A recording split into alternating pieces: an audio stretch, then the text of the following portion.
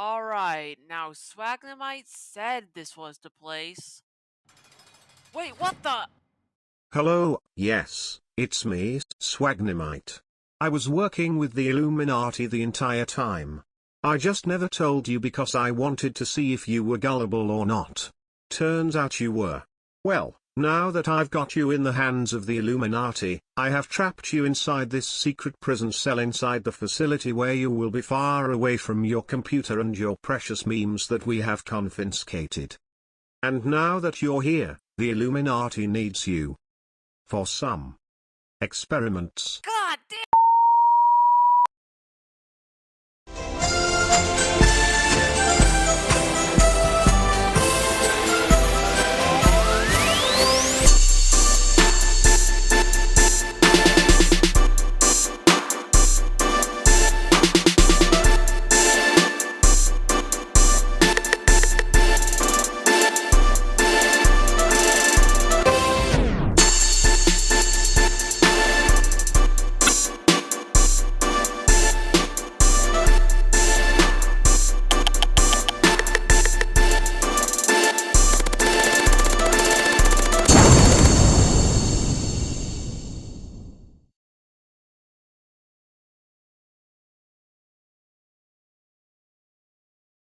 Hello everyone, good to see you again.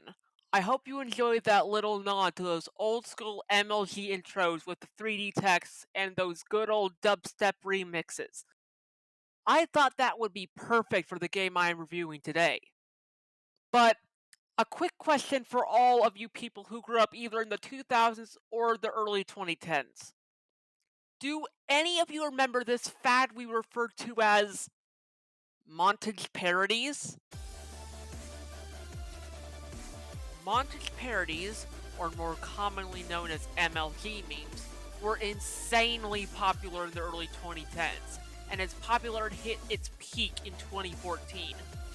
These videos are most commonly edited of games, movies, or other forms of media mixed with things that were considered to be MLG.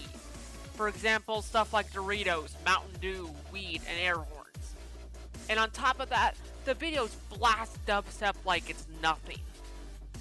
And that's what led to a special little game inspired by these memes. Game of the Year 420BLAZEIT was a free game made for the 7-day FPS Jam back in 2014. This game was made by none other than Andy Sum, the creator of Hipster Whale and Crossy Road. Yes, the guy who made Crossy Road made this game. Just wow. Anyways, the game is set inside of the Illuminati base, a place where Swagnamite has you infiltrate in to save Mankind. Pretty simple.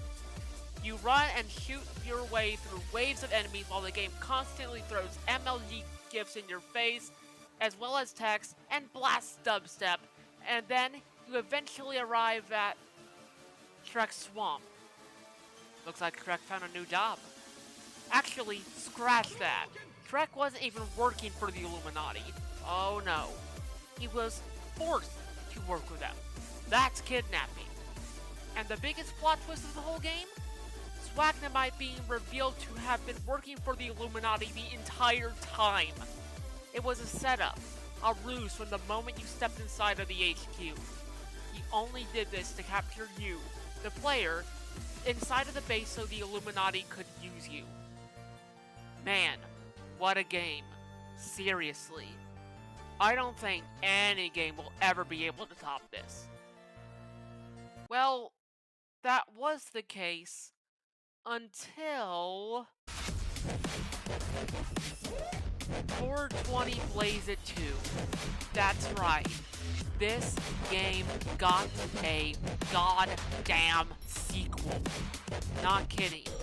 We have truly gone back in time with this, and I don't want to return to the present. The main character is back after 10 years, ordered by top secret Dave to infiltrate the Illuminati yet again. This game was published by an indie studio called Normal Wholesome Games, an indie studio ran by, you guessed it, Andy Sum. And thanks to the wonderful team for being so nice to me, They gave me an early review copy of the game so I could get my thoughts on it. Now, I know you have some questions like, what are your thoughts on it, and what do you think of it? And I will tell you exactly what I think of this game. This game is truly a perfect sequel to an already amazing game. Nah, I'm not memeing you. I'm dead fucking serious. This game takes what made the original so good and added so much more. I'm serious. The original game was only one level, the Illuminati base. That was it.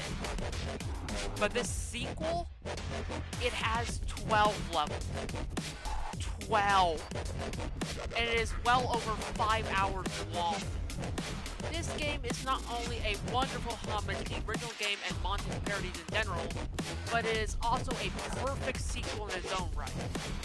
There is so much injected into this game, I couldn't believe it. My mind was actually blown. There's parodies of famous stores, fictional attractions, and even Area 51 is included, with an Illuminati twist, of course. You even see a dank version of Thomas the fucking Tank Engine! He has the number 420, flames, and he shoots out literal laser beams.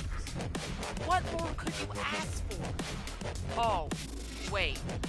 You can literally shoplift a parody of 7-Eleven. And when I mean you can, I mean you can. You can shoplift everything in the store. Even the goddamn walls. And let's not forget about the strip club innuendo with the pole dancing. A truly amazing sequel. And the tutorial level?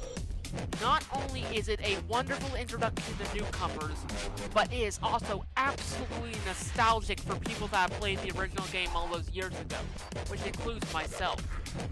It is literally the original game, but it is now serving as a tutorial for first-time players. That is fucking brilliant. Of course, it's not exactly the same, but close enough. It is still basically the original plot or the predecessor in the end. Top Secret Dave gives you the task to infiltrate the Illuminati base and take down Mecha Shirt, an Illuminati weapon of dank destruction. This is where you learn the basic mechanics of the game for the first time. Kicking doors, interacting, firing, and swapping your loadout. While this is just an introduction for some, this is an absolute throwback for those who played the original 420BLAZEIT.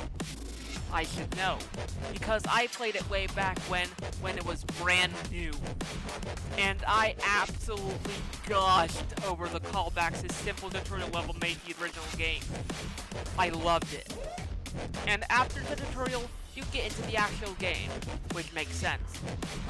Perfect use of the original plot. And those levels. Man, those levels. They seriously went all out on the levels. They are full of gags, amazing set pieces, and have amazing layouts. All of them are truly wonderful levels, but if I would have to pick my absolute favorite up to this point, it would absolutely have to be Morning Commute. There's something about this level that I just absolutely love to death. The car goes through roads, climbs up steps, climbs up ladders, and even goes inside of a subway. But the funniest part? It actually rides the subway train. I'm serious! The car actually takes the subway!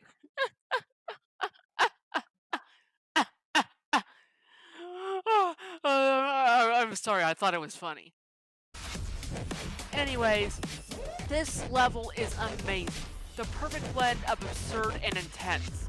Absurd that a car is going through a subway station and climbing up ladders, but intense because of the amazing set pieces and locations. As well as us shooting zombies, of course. Wait. If we're driving and shooting zombies in the process, wouldn't that make this a drive-by?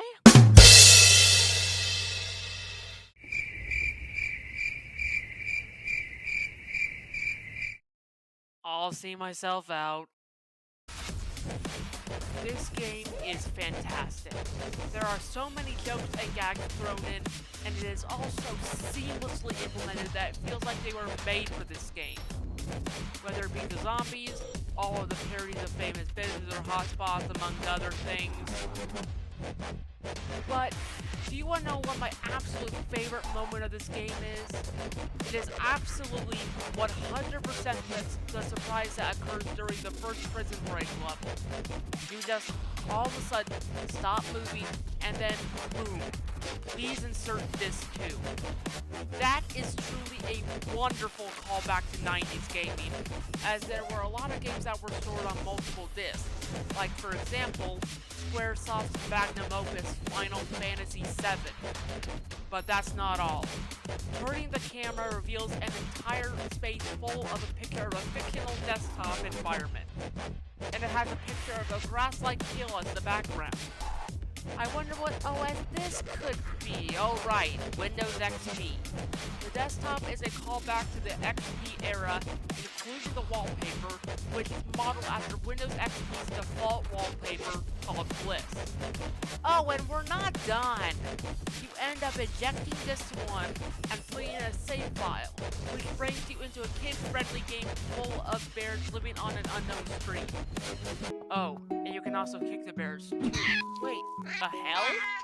They soar!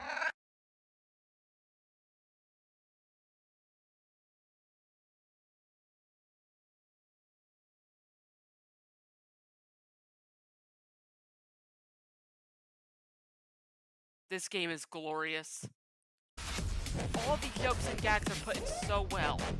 And I mean it. This game reminds me of how much I miss monster parodies. There were so many great creators back then during those days. Materialissimo is a prime example of peak MLG content. That MLG antivirus video? Mwah! Masterpiece. No, I am not being biased towards that creator in particular. I miss them all, in fact. The whole MLG era of YouTube was truly magical, and this game allows me to revisit those days and reminisce about them, and actually play the history in the process.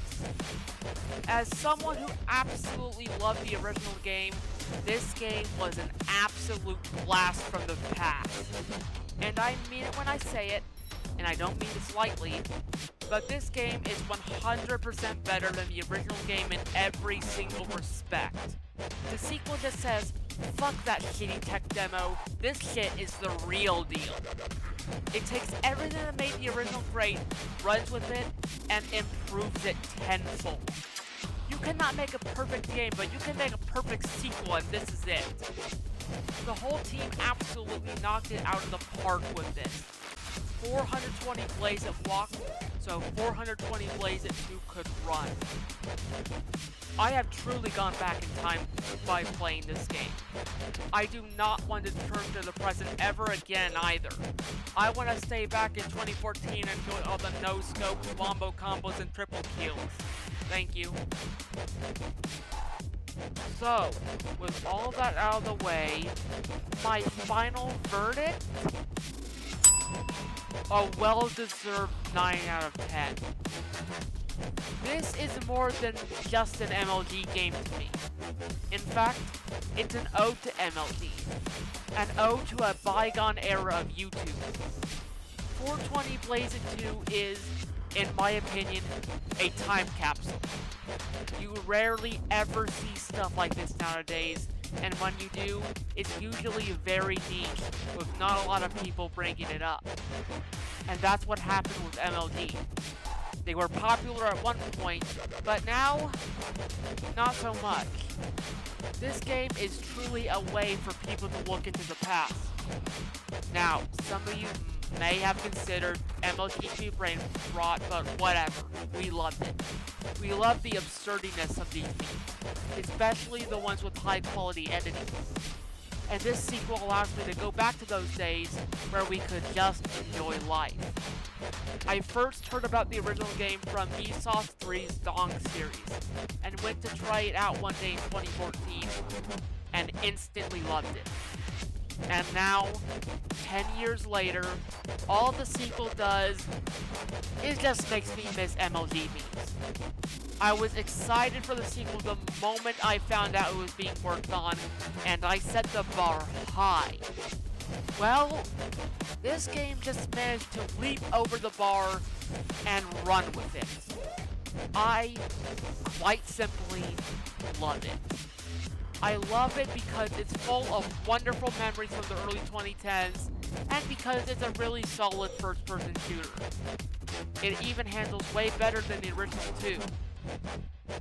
Please guys, go buy this. Normal Wholesome Games deserves your money.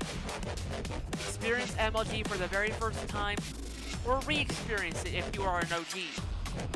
Either way, just buy it. It's worth your time and money.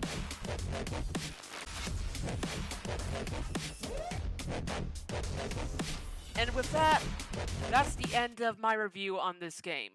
Thank you so much for watching. I'm out, scrubs. Sorry. Had to.